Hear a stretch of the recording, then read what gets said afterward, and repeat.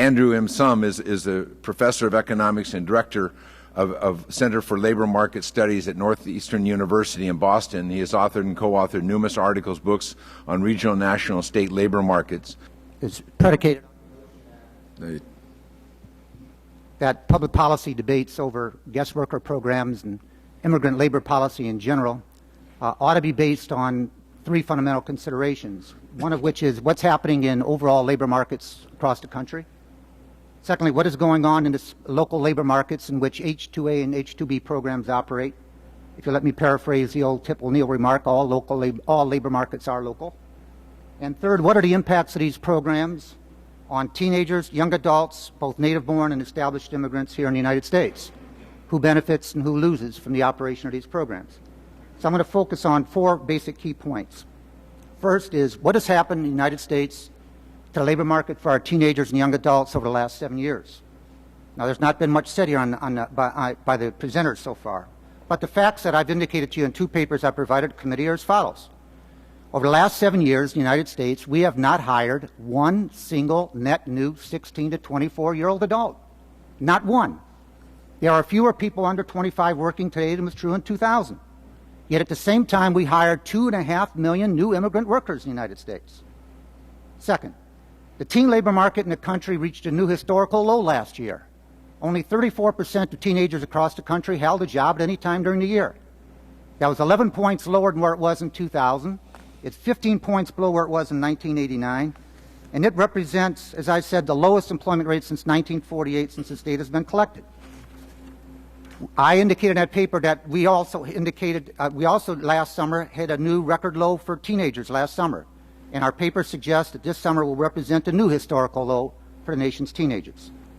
But the job losses have not only been confined to teens. Among young adults 20 to 24, employment rates have also fallen considerably, below those of 2000. When you look at who has lost the most, it is primarily those groups that are most competitive in the labor market for young immigrant workers.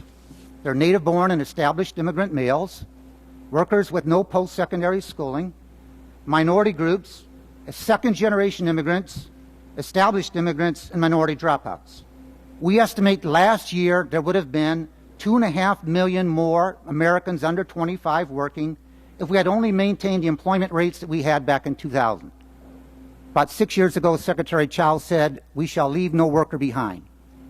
We have left millions behind in this country. Now you might ask, how are these results affected by new immigrant inflows?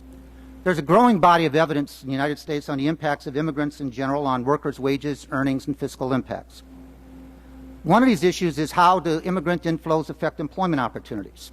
I would argue that in recent years, including the work by Chris Smith, an MIT economist, George Borjas at Harvard, Jeff Grogger at NBR, staff at my center indicates that there is significant displacement of new immigrants on young U.S. workers, including established immigrants and second-generation immigrants. Two main points on this. Between 2000 and 2007, there were 3 million fewer young Americans under age 30 who held a job, while at the same time, the nation's employers hired 2.5 million new immigrant workers. There's nearly a one-for-one trade-off. Every new immigrant worker is accompanied by one less new native-born and established immigrant worker. Results of this empirical analysis suggest that the greatest displacement has been on teens, young adults, males without post-secondary schooling, black workers, and second-generation Hispanics. Third, having said all this, you might ask, is there a need for H-1B and H-2B program? My argument is there clearly is. One could legitimately argue that we should operate some version of an H-2B program in a number of local labor markets. Cape Cod is one simple example. It has a very unique set of characteristics in which seasonal employment dominates. 30% summer employment is 30% higher than what it is during the rest of the year. At the same time, a number of our communities have simply become retirement communities with very few young families, few teenagers and young adults to fill the jobs.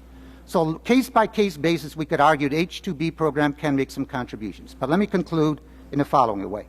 Rather than cursing the darkness, let me light a candle. There are 6 things that I think the U.S. Congress should consider doing to help make immigration policy and workforce development policy more compatible. 1, let's set a multi-year limited goal for H-2B permits. And let's have every H-2B permit be accompanied by a fee just similar to H-1B.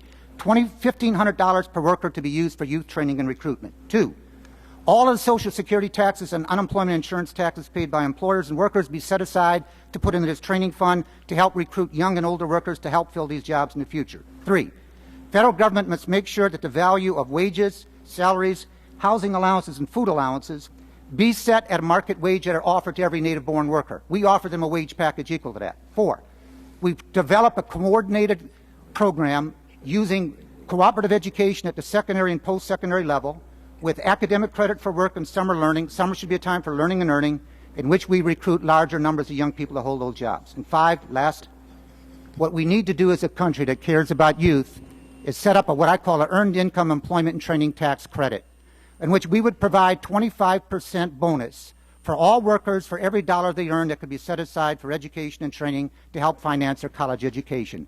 Work and schooling should go together. Thank you.